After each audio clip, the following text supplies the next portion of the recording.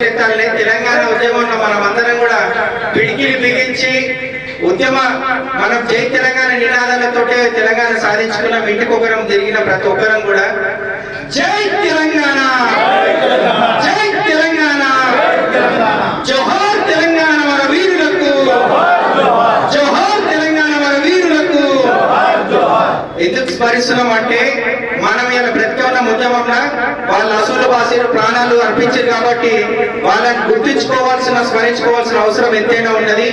ఈ కార్యక్రమాన్ని మనకి నిర్వహిస్తున్నటువంటి హాల్ ఇచ్చినటువంటి మనందరికి చేదోడు వాదోడుగా ఉన్నటువంటి నిర్గం భాస్కర్ అన్న గారికి, అలాగే చీమ శ్రీనివాస్ అన్న గారికి, అంబర్ జగదీష్ అన్న గారికి, గోపు సదానంద అన్న గారికి, కైలాసం అన్న గారికి, లక్ష్మీనారాయణ పటేల్ గారికి, కుర్ర కిషన్ నాయక్ గారికి, మిగతా పెద్దలందరూ ప్రతి ఒక్కరికి, ఈ కార్యక్రమానికి విచ్చేసిన ప్రతి ఒక్క నా సహచర తెలంగాణ తొలిదశ మలిదశ ఉద్యమకారులందరికీ కూడా హృదయపూర్వకంగా స్వాగత సుమాంజలి తెలియజేస్తా ఉన్నాము.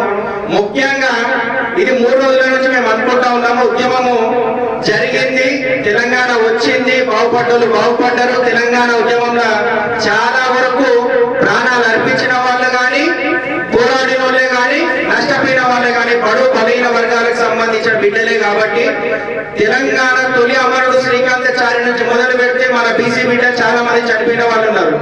యాదే కానీ చాలా మంది